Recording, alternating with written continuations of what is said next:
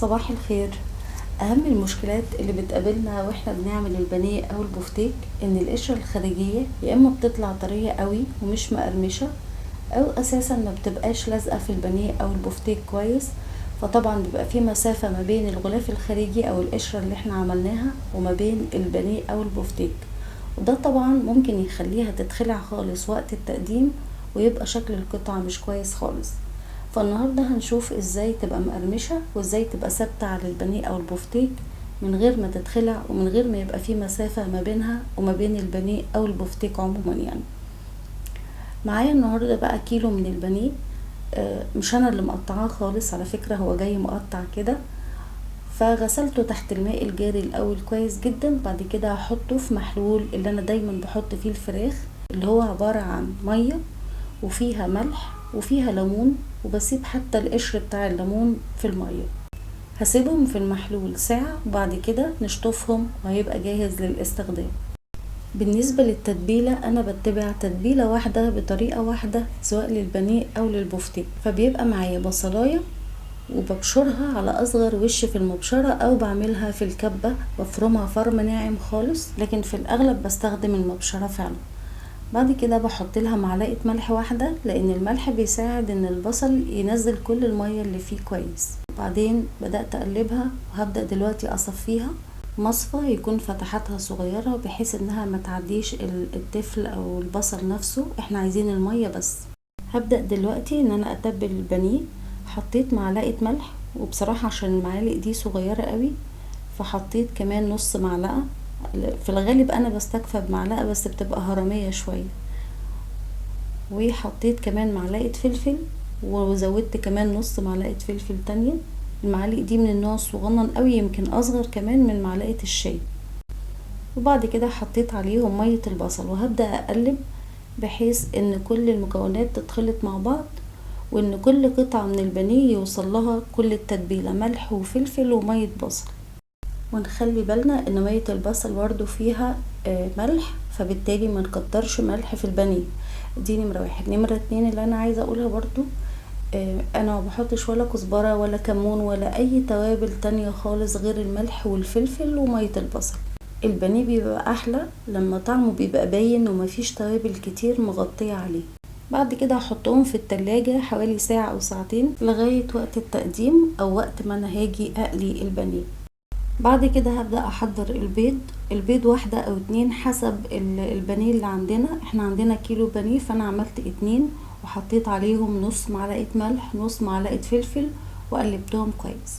ضروري اتأكد ان انا صفيت كويس جدا البانيه من مية البصل قبل ما احطها في البيض.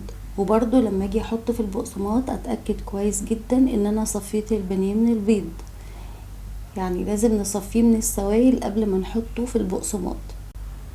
بحاول بقدر الامكان ممسكش بقى من البيض للبقسماط بايدي علشان خاطر ما تبقاش كلها عجينة ونهدر في كمية البقسماط وكمية البيض اللي عندنا. فياريت نستخدم شوكة واحنا بننقل البانيه من هنا لهنا، يعني تبقى شوكة للبيض وشوكة تانية للبقسماط. ونحاول نضغط كويس جدا على البانيه علشان يلزق فيه البقسماط كويس جدا. وبعد كده بنطلعه وننفضه كويس من البقسماط وبنركنه على الصينية لغاية لما نخلص كل الكمية اللي عندنا.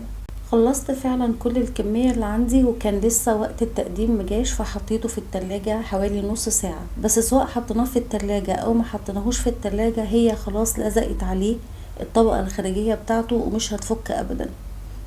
بالنسبة للزيت لازم يكون زيت غزير ولازم كمان يكون زيت سخن، يعني ما نزلش البانيه في زيت بارد. وعشان احافظ على درجة حرارة الزيت وما يفقدش الحرارة بتاعته ما بنزلش فيه قطع بانيه كتير، هما 3 أو 4 بالكتير. حتى لو الطاسة كبيرة وتشيل اكتر هما 3 أو 4 قطع بس. وبنهدي النار شوية بحيث ان هو ما ياخدش لون من بره بسرعة وبيبقى جوه لسه ني. فبنوطي شوية النار بعد ما الزيت يسخن، ولكن مش بنوطيها لدرجة ان هي تبقى عاملة زي نار الرز مثلا اللي بنسويه على نار هادية، لا يعني تبقى اهدى من الدرجة اللي احنا سخنا بيها الزيت.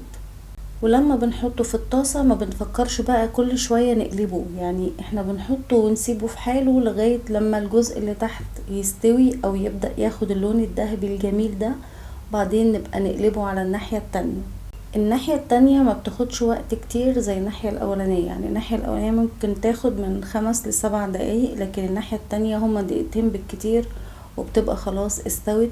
ضروري جدا طبعا ان احنا نحافظ على ايدينا حتى واحنا بنحط البانيه، نبقى معانا الماسك ده نحط بيه ونخرج برضو البانيه من الزيت بيه، بحيث ان احنا نحافظ برضو على نفسنا وعلى ايدينا، وكمان نحافظ على نظافة المكان اللي حوالينا، ما يبقاش فيه طرطشة من الزيت كتير. بنطلعه على مناديل المطبخ، مع ان احنا بنصفيه واحنا بنطلعه، لكن برضو بنحطه على مناديل، وده صحيا بيبقى طبعا افضل.